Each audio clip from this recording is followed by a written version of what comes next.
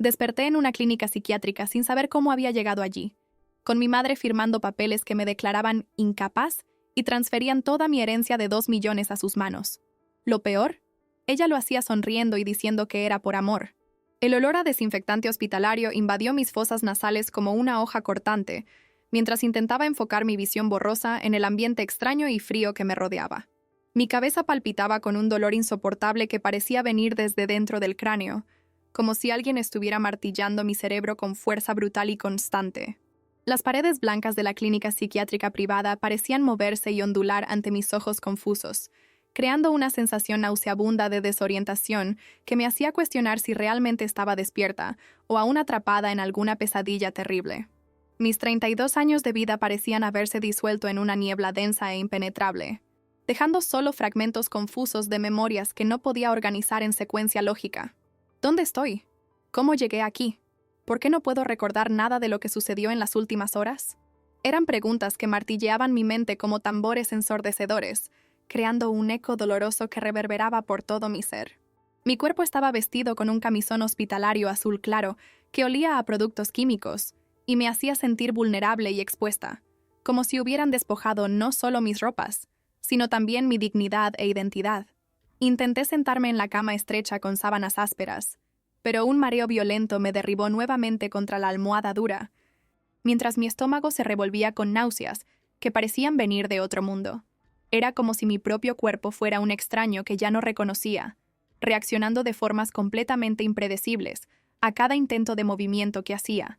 El sonido de tacones altos resonando por el pasillo frío y silencioso de la clínica hizo que mi corazón se acelerara de forma incontrolable, creando un ritmo frenético que parecía querer escapar de mi pecho.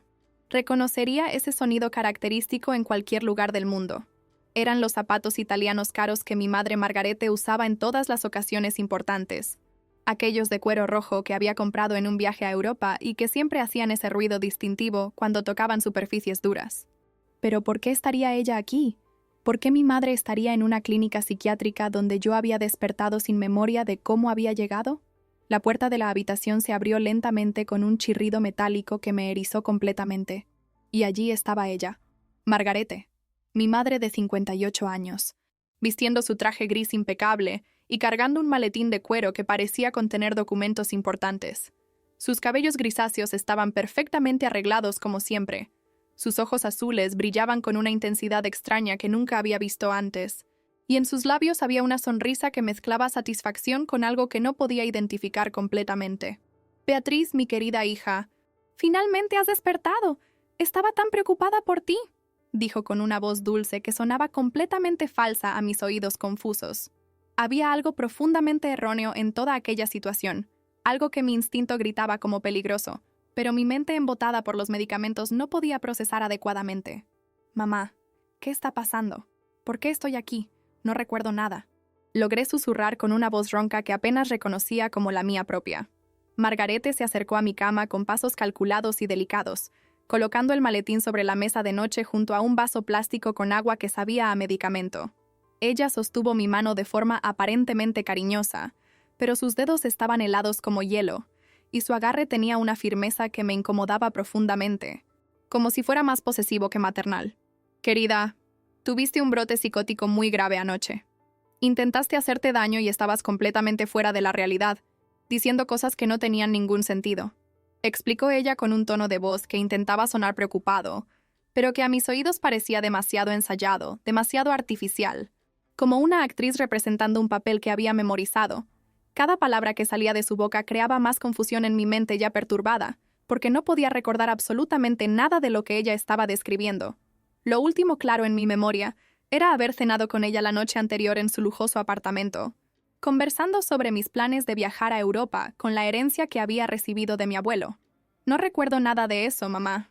Esto no tiene sentido. Yo estaba bien ayer, cenamos juntas y hablamos normalmente sobre el viaje». Intenté argumentar, pero mi voz salió débil e insegura, traicionando la confusión total que dominaba mis pensamientos. Margarete apretó mi mano con más fuerza, sus ojos azules fijándose en los míos con una intensidad perturbadora. «Beatriz, necesitas confiar en mí. Soy tu madre y solo quiero lo mejor para ti. Los médicos dijeron que puedes tener episodios donde no recuerdas cosas importantes. Es parte de tu condición. Las palabras de Margarete crearon una tormenta de dudas y miedos en mi mente, ya fragilizada por los medicamentos que corrían por mi sistema como una niebla densa y sofocante. ¿Cómo era posible que hubiera tenido un brote psicótico y no recordara absolutamente nada? ¿Por qué mi memoria tenía un vacío negro exactamente entre la cena con ella y despertar en esta clínica? Intenté concentrarme en recuperar algún recuerdo de lo que había pasado, forzando mi mente a trabajar a través de la niebla química que parecía envolver cada pensamiento, pero encontraba solo oscuridad y fragmentos confusos que no se conectaban de forma lógica. Mamá, necesito hablar con alguien. Quiero llamar a Julia. Es mi mejor amiga y se preocupará si no sabe dónde estoy, dije, intentando sentarme nuevamente a pesar del mareo que me hacía girar el mundo. Margarete inmediatamente me empujó suavemente de vuelta a la cama, su sonrisa volviéndose más firme y controladora. No te preocupes por eso ahora, querida. Ya hablé con todos los que necesitaban saber sobre tu situación. Lo importante es que te concentres en mejorar. Había algo en la forma en que dijo esto que me hizo sentir un escalofrío recorrer mi columna, como si estuviera siendo aislada intencionalmente del mundo exterior. La sensación de estar atrapada en una telaraña invisible comenzó a crecer en mi pecho, mezclada con la frustración de no poder pensar claramente, debido a los medicamentos que continuaban haciendo efecto en mi organismo. ¿Por qué siento que hay algo que no me estás contando, mamá? ¿Por qué tengo la sensación de que algo muy importante se me está ocultando? Pregunté directamente, observando su reacción con toda la atención que podía reunir. La sonrisa de Margarete vaciló por una fracción de segundo, tan rápidamente que cualquier persona en estado normal podría haber perdido esa microexpresión. Pero mi instinto de supervivencia estaba agudizado y captó cada matiz de su rostro cuidadosamente maquillado. Beatriz, estás siendo paranoica. Eso también es parte de tu condición. Los médicos me advirtieron que podrías desconfiar incluso de las personas que más te aman, respondió ella, recuperando rápidamente la compostura y volviendo a acariciar mi mano de forma aparentemente cariñosa. Pero ahora yo estaba prestando atención a cada detalle, a cada palabra, a cada gesto, intentando descifrar qué estaba pasando realmente conmigo. La carpeta de cuero que ella había traído continuaba allí en la mesita de noche, y pude ver que había documentos dentro. Papeles oficiales con membretes que parecían ser de notaría o tribunal. ¿Qué documentos son esos, mamá? ¿Por qué trajiste papeles oficiales para una visita médica? Pregunté, señalando la carpeta con un dedo tembloroso. Margarete miró rápidamente hacia la carpeta y luego de vuelta hacia mí, y esta vez no logró ocultar completamente el nerviosismo que brilló en sus ojos azules por un momento fugaz. Son solo documentos médicos, querida. Papeles que los médicos necesitaban que firmara para autorizar tu tratamiento aquí en la clínica, explicó ella, pero su voz tenía un tono ligeramente más agudo de lo normal, un cambio sutil que mi oído entrenado de hija logró detectar. Era la misma alteración vocal que ella tenía cuando mentía a mi padre durante los años de matrimonio turbulento, antes del divorcio que había dejado a nuestra familia destrozada. ¿Puedo ver esos documentos? Tengo derecho a saber qué se está haciendo conmigo, ¿no es así? Insistí, intentando extender la mano hacia la carpeta, pero ella rápidamente la alejó de mi alcance. Beatriz, necesitas descansar y no preocuparte por burocracias médicas que solo van a confundir más tu mente ya perturbada, dijo Margarete con una firmeza creciente en la voz, guardando la carpeta debajo del brazo como si fuera a proteger un tesoro valioso. En aquel momento, una enfermera entró en la habitación cargando una bandeja con medicamentos y un vaso de agua fresca, interrumpiendo nuestra tensa conversación en el momento exacto en que yo estaba empezando a hacer preguntas más específicas sobre los documentos misteriosos. La enfermera era una mujer joven de unos 25 años, con cabello negro recogido en un moño y una sonrisa profesional que no llegaba a sus ojos cansados. Hora de la medicación, señora Beatriz. Necesita tomar estas pastillas para mantener su estabilidad emocional, dijo ella, ofreciéndome 3 píldoras de colores diferentes que yo no reconocía. Miré los medicamentos con desconfianza creciente, sintiendo que había algo profundamente erróneo con toda aquella situación orquestada. ¿Qué medicamentos son estos? Nunca he tomado remedios psiquiátricos en mi vida. Quiero hablar con el médico responsable antes de tomar cualquier cosa, dije, empujando la bandeja lejos. Margarete inmediatamente intervino con autoridad. Hija, necesitas cooperar con el tratamiento. Los médicos saben lo que es mejor para ti. La enfermera miró a Margarete como si esperara una confirmación, y mi madre asintió afirmativamente con la cabeza, como si tuviera autoridad para decidir sobre mi tratamiento médico. Ese intercambio de miradas entre ellas Fue como una señal de alarma sonando en mi mente confusa. ¿Por qué una enfermera estaba buscando aprobación de mi madre, en lugar de hablar directamente conmigo sobre mis propios medicamentos? La realización de que algo estaba terriblemente mal comenzó a formarse en mi mente como una tormenta acercándose en el horizonte distante, trayendo consigo vientos helados de sospecha y miedo. Rechacé categóricamente tomar los medicamentos, cruzando los brazos sobre el pecho y encarando tanto a Margarete como a la enfermera con una determinación que sorprendió incluso a mí misma.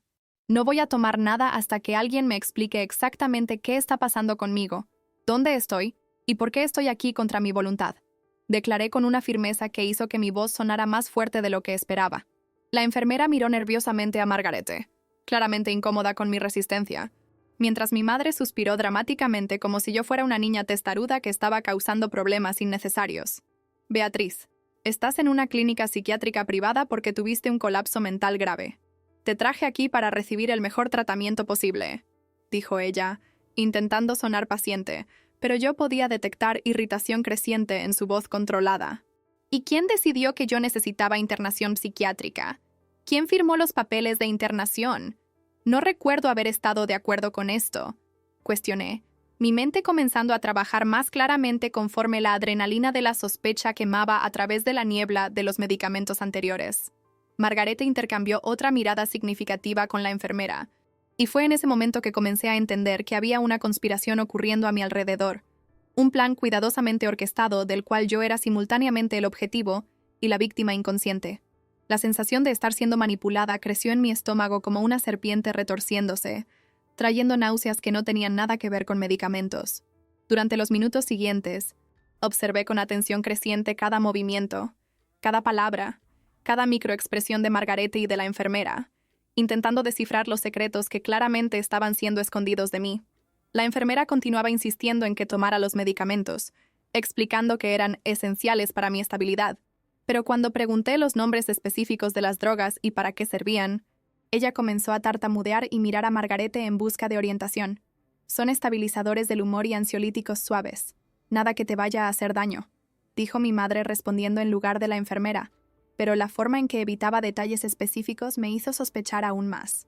Pedí ver el prospecto de los medicamentos, un derecho básico de cualquier paciente, pero tanto la enfermera como Margarete comenzaron a usar tácticas de presión psicológica para convencerme de simplemente obedecer sin cuestionar. Beatriz, tu resistencia a tomar los medicamentos es una prueba más de que no estás pensando con claridad. Las personas mentalmente saludables confían en los médicos y siguen el tratamiento prescrito, dijo mi madre con un tono que mezclaba preocupación falsa con manipulación clara. Era exactamente el tipo de chantaje emocional que ella siempre usaba conmigo durante mi infancia y adolescencia, haciéndome sentir culpable por cuestionar sus decisiones o por tener opiniones diferentes a las de ella. Pero esta vez era diferente. Estaba en juego mucho más que berrinches familiares o divergencias sobre estilo de vida. Estaba en juego mi libertad, mi autonomía y posiblemente incluso mi futuro financiero, considerando que había heredado una cantidad significativa de mi abuelo paterno algunos meses antes. La sospecha que comenzó como una sensación vaga estaba transformándose en una certeza helada y terrible de que yo estaba siendo víctima de algún tipo de estafa elaborada. La enfermera finalmente salió de la habitación después de 15 minutos de insistencia frustrada, llevándose consigo los medicamentos que yo había rechazado y murmurando algo sobre llamar al médico responsable para hablar conmigo. Margarete permaneció a mi lado, pero su máscara de madre preocupada estaba comenzando a deslizarse, revelando por debajo una expresión más dura y calculadora que me hizo cuestionar si realmente conocía a mi propia madre. Durante los 20 minutos en que nos quedamos solas en la fría habitación de la clínica, intenté extraer información de ella a través de preguntas aparentemente inocentes sobre cuánto tiempo estaría internada, cuánto costaba el tratamiento y quién estaba pagando los gastos médicos. Sus respuestas eran evasivas y contradictorias, cambiando de versión conforme yo hacía nuevas preguntas, como si estuviera inventando explicaciones en el momento en vez de simplemente relatar hechos verdaderos. Lo importante es que te concentres en mejorar, no preocuparte por dinero o burocracias. Repetía siempre que yo preguntaba sobre aspectos prácticos de la internación, pero yo insistía, porque tenía una sensación creciente de que mi herencia de 2 millones de reales estaba de alguna forma conectada con toda aquella situación bizarra. Cuando mencioné específicamente el dinero que había heredado del abuelo, Observé a Margarete endurecerse casi imperceptiblemente, sus ojos azules brillando con algo que parecía ser codicia mal disfrazada. No necesitas preocuparte por esas cosas ahora, Beatriz. Cuando estés mejor, hablaremos sobre el futuro, dijo ella. Pero había una frialdad en su voz que nunca había escuchado antes. Una frialdad que me hizo entender que estaba frente a una extraña vistiendo el rostro de mi madre. El doctor Santos llegó a la habitación exactamente a las 3 de la tarde, cargando una carpeta aún más voluminosa que la de Margarete, y exhibiendo una sonrisa profesional que no conseguía ocultar completamente la incomodidad en sus ojos castaños. Era un hombre moreno de 45 años, vistiendo un traje caro y una corbata dorada que sugería considerable éxito financiero. Pero había algo en su postura corporal que me hizo inmediatamente desconfiar de sus intenciones. Saludó a Margarete con una familiaridad que iba más allá de una relación médico-familiar normal, y pude percibir en el intercambio de miradas entre ellos una complicidad que me erizó completamente. ¿Cómo está nuestra paciente hoy? Espero que se sienta más calmada y receptiva al tratamiento, dijo él, dirigiéndose a mí con un tono condescendiente que me irritó profundamente. No era médico, percibí inmediatamente. Su forma de hablar, sus gestos, su enfoque eran de abogado, no de profesional de la salud mental. Disculpe, doctor, pero ¿cuál es su especialidad médica? ¿Es usted psiquiatra, psicólogo, clínico general? Pregunté directamente, observando cómo vacilaba antes de responder. Soy un especialista en casos complejos como el suyo, que involucran cuestiones médicas y legales simultáneas. Respondió de forma vaga, confirmando mis sospechas de que no era médico de ninguna manera. Margarete intervino rápidamente. El doctor Santos está aquí para explicar algunos procedimientos necesarios para garantizar que recibas el mejor tratamiento posible. El hecho de que ella hubiera dicho doctor Santos en vez de doctor también confirmó que él probablemente era abogado, no médico, usando un título que técnicamente le pertenecía, pero que estaba siendo usado para engañarme sobre su verdadera función en aquella situación orquestada. El doctor Santos abrió su carpeta con movimientos calculados y retiró una pila de documentos oficiales que hacían que mi estómago se revolviera solo de mirarlos. Eran papeles con membrete de notaría, tribunales y órganos gubernamentales que claramente no tenían nada que ver con tratamiento médico o internación psiquiátrica voluntaria. Beatriz, debido a la gravedad de su condición mental actual, fue necesario tomar algunas medidas legales para proteger sus intereses y garantizar que reciba cuidados adecuados, explicó él con una calma profesional que contrastaba brutalmente con el pánico creciente que yo sentía en mi pecho. Tomé los documentos con manos temblorosas y comencé a leer, mis ojos agrandándose conforme comprendía la magnitud de lo que estaba siendo hecho conmigo, sin mi conocimiento o consentimiento. Eran papeles de interdicción judicial, documentos que me declaraban legalmente incapaz de gestionar mi propia vida y mis propios bienes, transfiriendo toda autoridad sobre mi existencia a Margarete como mi curadora responsable. Mi herencia de 2 millones de reales. La casa que había comprado con parte del dinero, mi cuenta bancaria, mis inversiones, todo estaba siendo transferido al control total de mi madre a través de un proceso legal que había sido conducido sin que yo supiera de su existencia. Esto no puede ser legal. No pueden interdictarme sin que yo tenga oportunidad de defenderme. No soy incapaz de nada, grité, sintiendo la rabia y la desesperación explotar simultáneamente en mi pecho como una bomba emocional. Dr. Santos mantuvo su expresión calma y profesional. Todo fue hecho dentro de la más estricta legalidad, con evaluaciones médicas que comprobaron su incapacidad temporal de tomar decisiones racionales sobre su vida y sus bienes. La palabra temporal resonó en mi mente como una mentira descarada que confirmaba mis peores temores sobre aquella terrible situación. Si fuera realmente temporal, ¿por qué estaban transfiriendo definitivamente todos mis bienes a Margarete? ¿Por qué los documentos hablaban de curatela permanente y gestión integral del patrimonio? Continué leyendo los papeles con horror creciente, descubriendo que supuestamente había pasado por una evaluación psiquiátrica que me consideró psicótica, delirante e incapaz de juicio racional sobre cuestiones financieras y personales. ¿Cuándo se hizo esa evaluación? No recuerdo haber pasado por ningún examen psiquiátrico, protesté, pero Dr. Santos simplemente señaló una fecha en el documento, exactamente 2 días antes, en un horario en que mi único recuerdo era de estar cenando tranquilamente con Margarete. La coincidencia era demasiado obvia para ser real. Me habían drogado durante la cena. Me habían llevado inconsciente a una evaluación forjada y usado esa evaluación falsa para conseguir mi interdicción judicial en tiempo récord. La doctora Oliveira, nuestra psiquiatra responsable, puede explicar mejor los detalles técnicos de su condición, dijo Dr. Santos, como si estuviera ofreciendo un favor en vez de revelando otra capa de la conspiración contra mí. Margarete permanecía en silencio al lado de la cama, pero pude ver en sus ojos azules una satisfacción mal disimulada que me hizo entender que ella había planeado todo esto meticulosamente, probablemente durante meses o hasta años. La mujer que me dio a luz, que supuestamente me amaba más que nada en la vida, había orquestado mi destrucción legal y financiera con una frialdad que me hacía cuestionar si realmente conocía a mi propia madre o si ella siempre había sido una extraña usando una máscara maternal. La doctora Oliveira entró en la habitación como una actriz entrando en escena, cargando un expediente médico que parecía haber sido preparado específicamente para este momento teatral. Era una mujer rubia de 50 años, vistiendo una bata blanca impecable y gafas doradas que le daban una apariencia de autoridad médica, pero había algo en sus movimientos demasiado estudiados que me hizo percibir inmediatamente que ella estaba representando un papel en vez de ejerciendo medicina genuina. Su sonrisa era fría y calculada. Sus ojos claros no demostraban la empatía que se esperaría de una profesional de la salud mental al tratar con una paciente en crisis. Beatriz, soy la doctora Oliveira, responsable de su evaluación psiquiátrica que determinó la necesidad de la internación y de las medidas legales protectoras, dijo ella con una voz suave que sonaba completamente artificial a mis oídos. Abrió el expediente con gestos teatrales y comenzó a leer una descripción de mi supuesta condición mental que parecía haber sido sacada de un manual de psiquiatría en vez de basada en observación real. La paciente presenta cuadro de psicosis aguda con delirios de persecución, alucinaciones auditivas y completa pérdida de juicio crítico sobre su realidad financiera y personal. Leyó ella en voz alta, como si estuviera citando un caso clínico de libro didáctico. Cada palabra era una mentira cuidadosamente construida para justificar el robo legal de mis bienes y de mi libertad. Esto es completamente falso. Nunca he tenido alucinaciones o delirios. Ustedes están inventando un diagnóstico para robarme. Grité. Pero doctora. Oliveira simplemente anotó algo en el expediente y miró a Margarete con una expresión que sugería que mi reacción era exactamente lo que ellas esperaban.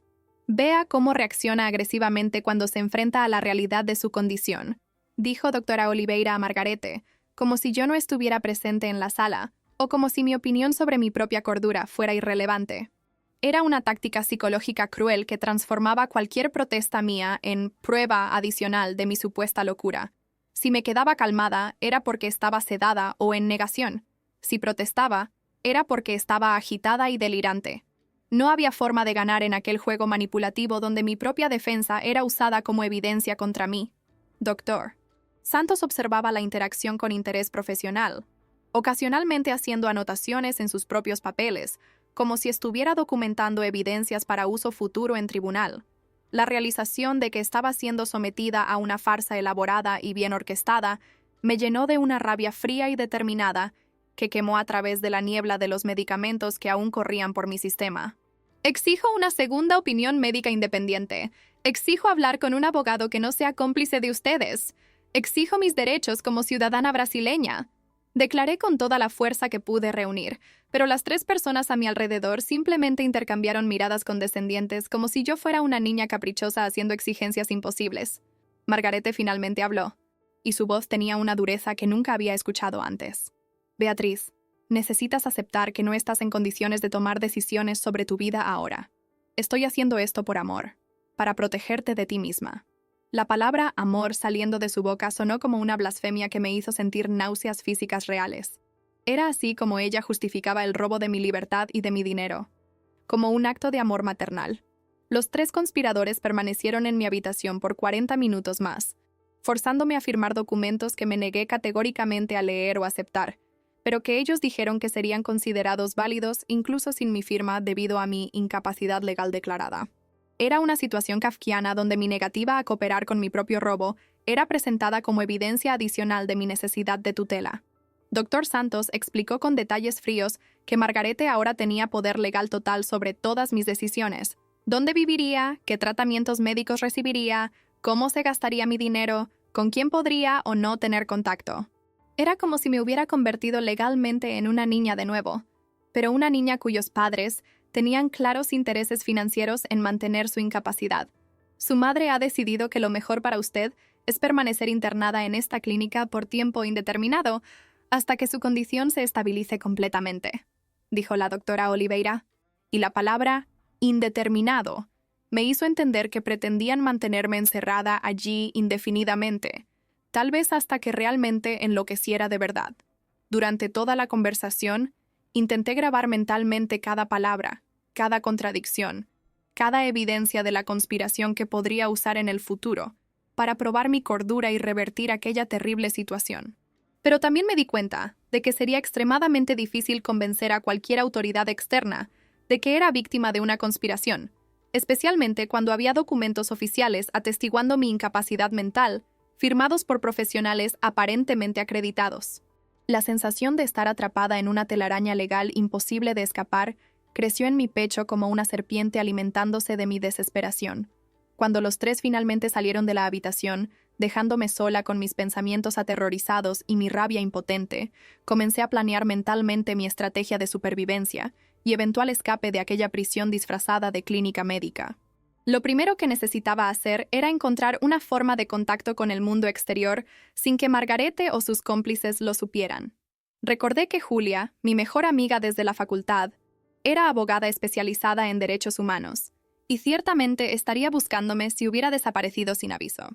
Ella conocía mi personalidad lo suficiente para saber que yo jamás tendría un brote psicótico de la forma descrita por los conspiradores, y ciertamente cuestionaría cualquier versión oficial que intentara explicar mi ausencia repentina. El problema era cómo contactarla sin ser descubierta por los funcionarios de la clínica, que claramente estaban siendo pagados para mantenerme incomunicada con cualquier persona que pudiera ayudar en mi defensa.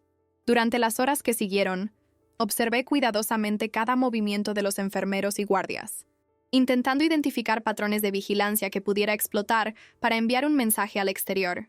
La clínica operaba con eficiencia militar, pero como cualquier sistema humano, tenía fallos que una persona determinada y observadora podría eventualmente descubrir y explotar a su favor. Necesito ser más inteligente que ellos, pensé con determinación feroz. Necesito probar que estoy completamente sana, y que todo esto es una farsa elaborada para robarme. Durante la noche, fingí estar profundamente sedada por los medicamentos que había rechazado, pero que ellos alegaban haberme dado mediante inyecciones forzadas. En realidad, estaba completamente alerta y prestando atención a cada sonido, cada conversación susurrada en el pasillo, cada movimiento de los funcionarios nocturnos que patrullaban las habitaciones con frecuencia disminuida después de la medianoche. Fue durante una de esas vigilias silenciosas que descubrí algo crucial.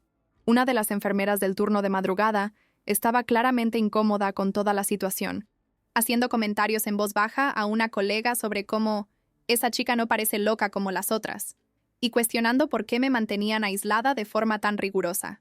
Era una brasileña joven de aproximadamente 28 años, con cabello rizado y una expresión naturalmente bondadosa que contrastaba con la frialdad profesional de los otros funcionarios. Decidí que ella sería mi mejor oportunidad de conseguir ayuda externa, pero necesitaría abordarla de forma extremadamente cuidadosa para no despertar sospechas o poner a ambas en peligro. Durante los días siguientes, observé sus horarios y patrones de trabajo, identificando el momento exacto en que se quedaba sola conmigo por algunos minutos durante el cambio de turno. Cuando finalmente tuve la oportunidad, miré directamente a sus ojos castaños y susurré con toda la sinceridad que pude transmitir. Por favor, ayúdeme. No estoy loca. Estoy siendo víctima de una conspiración para robarme. Necesito que alguien llame a mi amiga Julia y cuente lo que está pasando aquí. Vi en sus ojos que me creyó, al menos parcialmente, porque su expresión cambió de profesional distante a genuinamente preocupada. La enfermera que descubrí se llamaba Carla. Me miró por largos segundos antes de susurrar de vuelta. No puedo involucrarme en esto. Si descubren que te ayudé, perderé mi empleo y hasta podría ser procesada. Pero había vacilación en su voz. Una lucha interna entre el miedo profesional y su conciencia moral que me dio esperanza de que eventualmente tomaría la decisión correcta. Durante los días siguientes, Carla comenzó a observarme más atentamente durante sus turnos, claramente evaluando mi comportamiento para formar su propia opinión sobre mi salud mental. Me esforzaba por demostrar lucidez completa en todas nuestras interacciones. Respondía a sus preguntas de forma racional y coherente. No mostraba signos de agitación o paranoia excesiva, y discutía temas complejos de forma que comprobaba mi capacidad intelectual intacta. Gradualmente, pude ver en sus ojos que estaba llegando a la conclusión de que yo realmente estaba siendo víctima de algún tipo de injusticia. Fue un jueves por la noche, exactamente una semana después de mi llegada forzada a la clínica, que Carla finalmente se acercó a mi cama durante el turno más silencioso de la madrugada y susurró: «Dame el número de tu amiga. Voy a llamarla mañana cuando salga del trabajo». La gratitud que sentí en ese momento fue tan intensa que casi lloré, pero me controlé para no llamar la atención de otros funcionarios que podrían estar observando nuestra interacción. Dictar el número de Julia a Carla fue como lanzar una botella con un mensaje de socorro al océano. Una esperanza pequeña pero real de que alguien del mundo exterior finalmente sabría que yo estaba viva y siendo mantenida prisionera contra mi voluntad. «Dile que estoy en la clínica Santa Elena, que mi madre me interdictó ilegalmente y que necesito urgentemente ayuda jurídica», susurré, intentando transmitir el máximo de información útil en el menor tiempo posible. La llamada que Carla hizo a Julia desencadenó una secuencia de eventos que cambiaría completamente el rumbo de mi terrible situación. Julia, como había previsto, quedó absolutamente conmocionada al saber que yo había desaparecido hacía una semana sin que nadie la informara sobre mi supuesta internación psiquiátrica. Ella conocía a mi familia desde hace años y sabía exactamente el tipo de persona manipuladora que Margarete siempre había sido, especialmente en relación al dinero y control sobre mi vida. Como abogada especializada en derechos humanos, Julia inmediatamente reconoció los signos de una interdicción fraudulenta y comenzó a investigar los documentos legales que habían sido usados para declararme incapaz. Lo que descubrió fue aún peor de lo que yo imaginaba. Margarete había contratado una red completa de profesionales corruptos, incluyendo al falso Dr. Santos y la doctora Oliveira, para orquestar un golpe legal que estaba siendo replicado en otros casos similares, involucrando a ancianos ricos y adultos jóvenes con herencias significativas. Era un esquema criminal organizado que usaba el sistema judicial brasileño para legalizar robos de patrimonio a través de interdicciones fraudulentas. Julia comenzó inmediatamente a preparar una acción judicial para revertir mi interdicción, pero también hizo algo aún más inteligente. Comenzó a investigar a los otros profesionales involucrados en el esquema, buscando evidencias de que habían cometido los mismos crímenes contra otras víctimas. Durante 3 días intensos, trabajó casi 24 horas al día, recolectando testimonios, analizando documentos y construyendo un caso que no solo me liberaría, sino que también desmantelaría toda la red criminal que me había victimizado. El giro decisivo llegó un lunes gris, cuando Julia consiguió una orden judicial de emergencia, determinando mi liberación inmediata de la clínica y la suspensión temporal de la interdicción hasta que se realizara una evaluación psiquiátrica independiente por profesionales no involucrados en el caso original. Ella llegó a la clínica Santa Elena acompañada de 2 oficiales de justicia, un psiquiatra forense del Estado y un fiscal especializado en crímenes financieros, creando un verdadero ejército legal que Margarete y sus cómplices no habían previsto en sus planes cuidadosamente orquestados. Cuando vi a Julia entrando en mi habitación, vistiendo su traje negro de abogada y cargando una carpeta llena de documentos oficiales, lloré de alivio por primera vez en una semana, sintiendo como si estuviera siendo rescatada de una pesadilla que había consumido completamente mi existencia. «Beatriz, vine a sacarte de aquí, y vamos a garantizar que estas personas paguen por todo lo que te hicieron», dijo ella, abrazándome con fuerza mientras los oficiales de justicia notificaban formalmente a la administración de la clínica sobre la orden judicial. El psiquiatra forense que la acompañaba, Dr. Ribeiro, era un hombre serio de 60 años que inmediatamente comenzó a hacer preguntas técnicas sobre mi estado mental, mis medicamentos y las circunstancias de mi internación. Sus preguntas eran completamente diferentes de las que la doctora Oliveira había hecho. Eran genuinas, basadas en conocimiento médico real, y claramente destinadas a evaluar mi cordura de forma objetiva en lugar de confirmar un diagnóstico preestablecido. En 15 minutos de conversación con él, fue obvio que yo estaba completamente lúcida y que había sido víctima de una farsa médica elaborada. La confrontación final con Margarete ocurrió en el propio tribunal, en una audiencia de emergencia convocada para decidir sobre la validez de mi interdicción y la legitimidad de los procedimientos que habían sido usados contra mí. Margarete llegó al tribunal acompañada del Dr. Santos y la doctora Oliveira, todos vestidos formalmente y exhibiendo la confianza arrogante de quien creía que su esquema era perfecto e imposible de ser descubierto. Pero Julia había preparado una presentación devastadora que expuso cada mentira, cada documento falsificado, cada procedimiento ilegal que habían usado para robarme. El momento más impactante de la audiencia fue cuando el fiscal presentó evidencias de que el mismo grupo había aplicado estafas similares a por lo menos 12 otras víctimas en los últimos 2 años. Todas personas con herencias significativas que habían sido declaradas incapaces a través de los mismos métodos fraudulentos. Margarete intentó mantener su compostura, alegando que había actuado por amor maternal y que realmente creía que yo estaba mentalmente enferma. Pero las evidencias contra ella eran demasiado abrumadoras para ser ignoradas. Cuando el juez Andrade, un magistrado experimentado de 60 años con cabellos grisáceos y ojos azules penetrantes, anunció su decisión de anular completamente mi interdicción y determinar la prisión inmediata de los 3 conspiradores por formación de cuadrilla, estafa y cárcel privada. Sentí una satisfacción profunda que mezclaba justicia con tristeza por la traición familiar. La señora Beatriz está obviamente en pleno goce de sus facultades mentales, declaró el juez, mirando directamente a Margarete con clara desaprobación.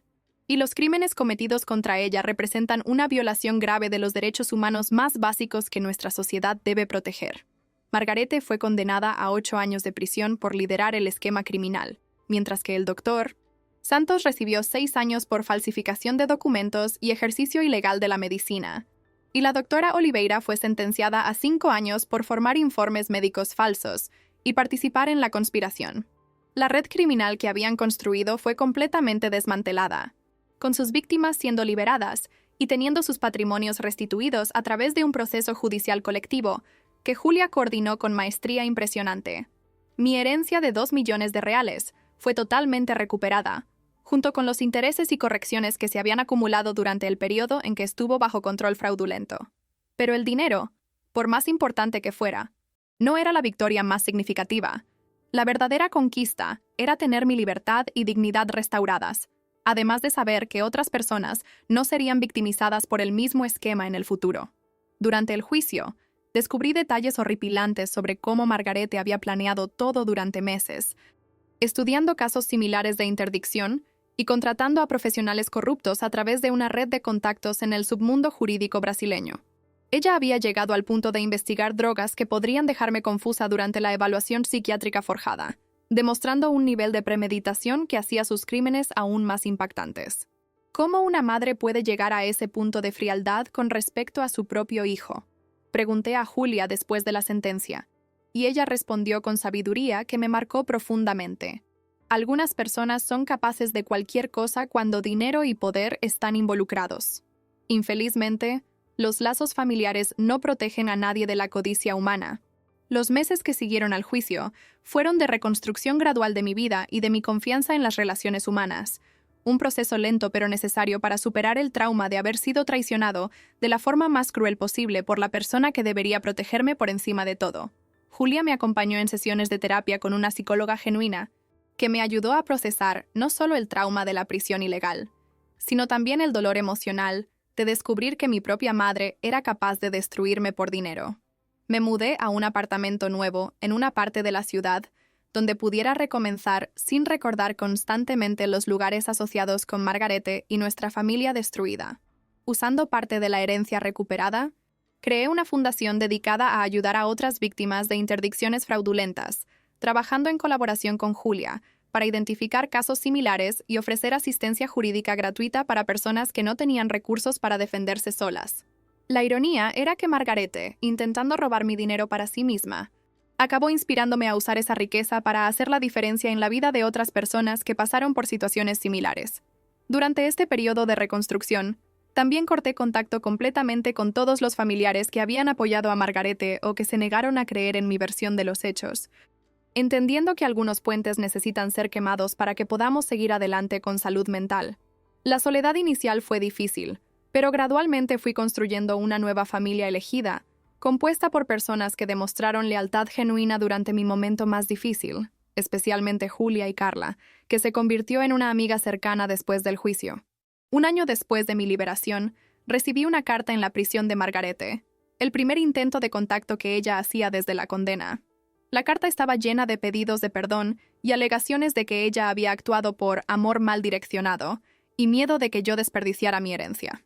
Leer aquellas palabras me causó una mezcla compleja de emociones: rabia por el intento de minimizar sus crímenes, tristeza por la madre que pensé haber tenido, e incluso un poco de lástima por la mujer quebrada en que se había convertido. Pero también sentí algo que no esperaba: indiferencia. Durante meses de terapia, había aprendido que perdón no significa reconciliación, y que algunas traiciones son tan profundas que destruyen permanentemente la posibilidad de relación futura.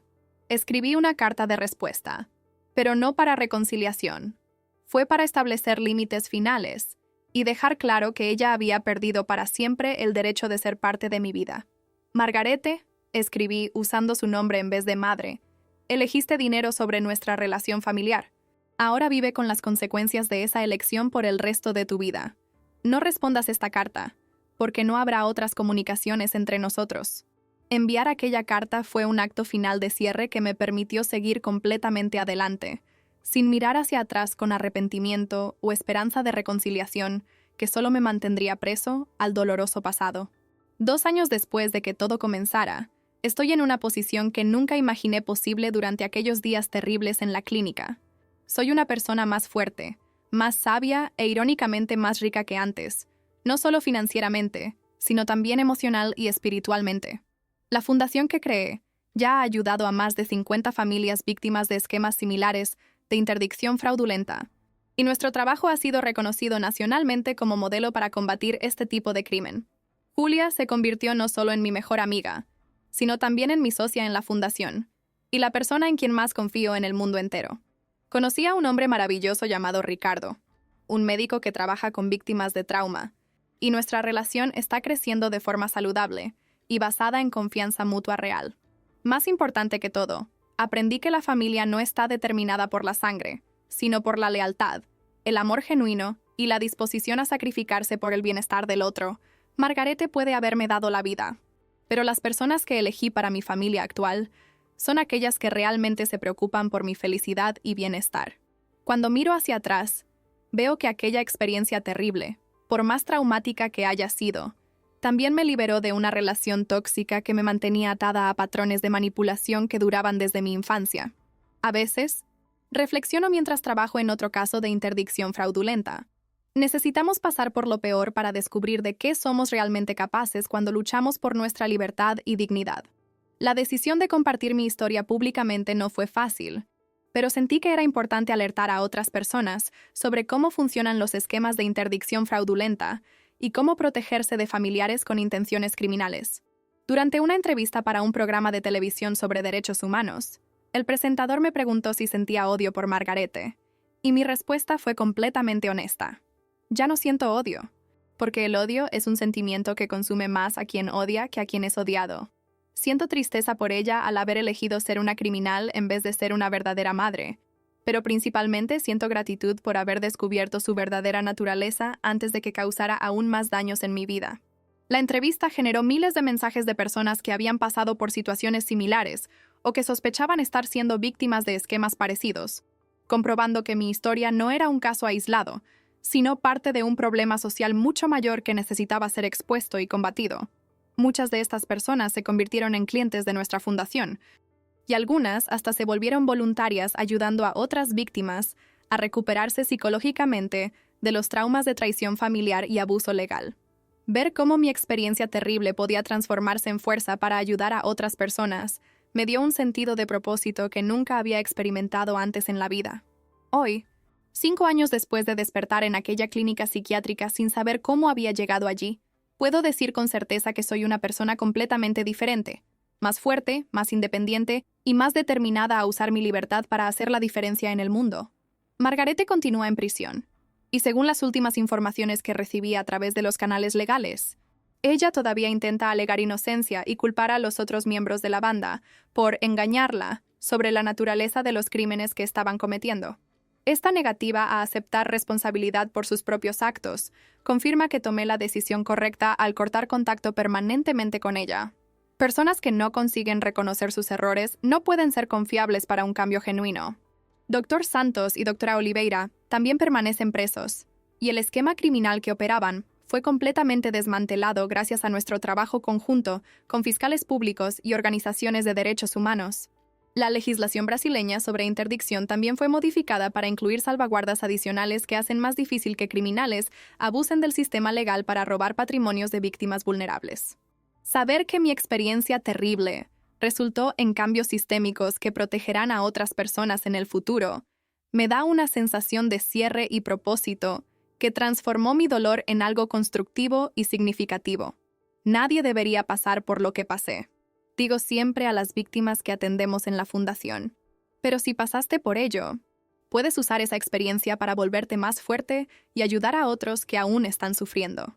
Esta es mi historia de cómo descubrí que mi propia madre era capaz de traicionarme de la forma más cruel posible, pero también de cómo transformé esa traición en fuerza para reconstruir mi vida de forma más auténtica y significativa. Para cualquier persona que esté pasando por una situación similar de abuso familiar o interdicción fraudulenta, quiero que sepa que es posible sobrevivir, recuperarse e incluso prosperar después de experiencias traumáticas como esta. Lo más importante es nunca aceptar que eres loco o incapaz, solo porque alguien interesado en tus bienes está intentando convencer al mundo de eso. Confía en tu propia cordura, busca ayuda de profesionales genuinos e independientes, y recuerda que la verdad siempre prevalece cuando tenemos el coraje de luchar por ella. Mi madre puede haber intentado robarme mi libertad y mi dinero, pero inadvertidamente me dio algo mucho más valioso: la oportunidad de descubrir mi propia fuerza y de crear una vida basada en valores genuinos, en lugar de obligaciones familiares tóxicas. A veces, reflexiono mientras firmo otro documento de la Fundación, las peores traiciones nos liberan de las prisiones que ni sabíamos que existían. ¿Te gustó la historia de Beatriz? Entonces suscríbete al canal. Deja tu like y comenta desde dónde estás viendo. Y hay otra historia esperándote aquí en la pantalla. Haz clic allí que te espero.